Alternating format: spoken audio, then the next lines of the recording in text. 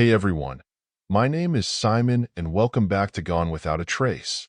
If you're new here, this is the channel where I dive into the strange and mysterious disappearances of people, especially those who've gone missing while hiking. I'm so glad you're joining me today. And a huge thank you to all of our new subscribers. You're the first to join me on this adventure, and it really means a lot to have you here. But now, enough with the formalities. Let's get into today's story.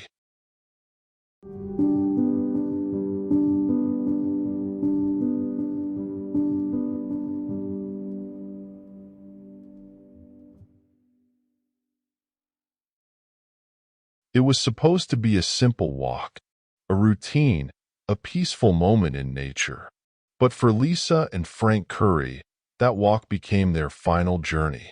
What happened deep in the forest of Nelson, British Columbia?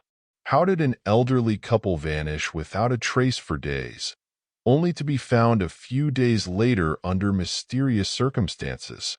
Was it truly an accident, or is there more to this story than meets the eye? Lisa and Frank Curry were an adventurous couple.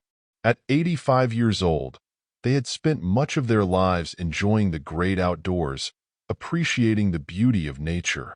They had lived in Nelson for decades, a small town known for its picturesque scenery and dense forests. On the morning of September 19, 2024, they left their home for what was meant to be a short walk in the nearby woods. A neighbor, later interviewed by police, mentioned that the couple often took this exact route, never venturing far and always returning within the hour. But that walk would stretch on for eternity. Hours passed, then days, and yet there was no sign of Lisa and Frank. It wasn't until 3 days later that a concerned neighbor noticed their mailbox overflowing with unopened letters and newspapers. Worried, they called the authorities, reporting that the couple had not returned home. Something was very wrong.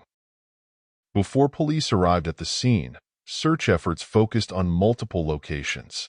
Authorities filed a missing persons report, checked local hospitals, and interviewed neighbors.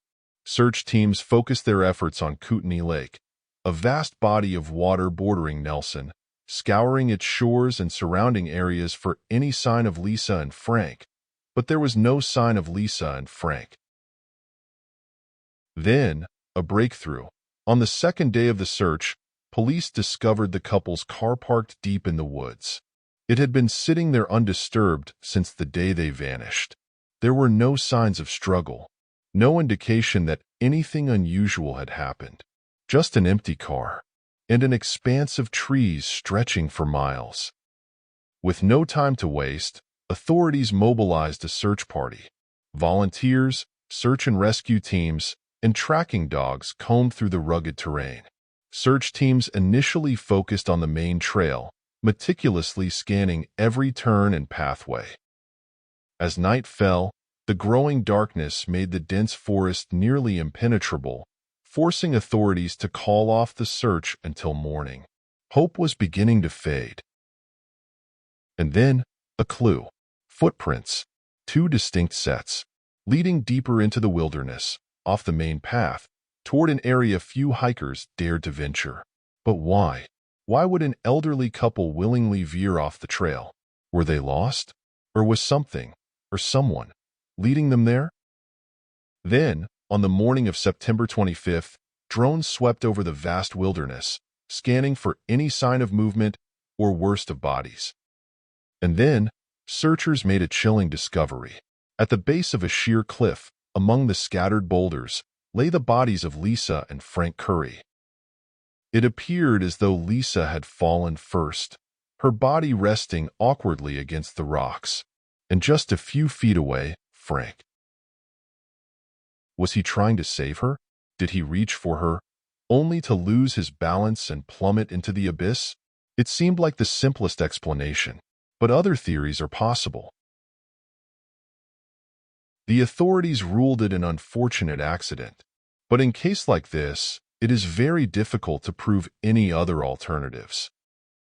There was no sign of fight, no sign indicating that one of them had pushed the other before taking his own life.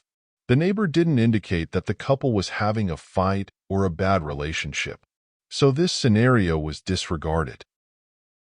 No one to confirm what truly happened in those final moments.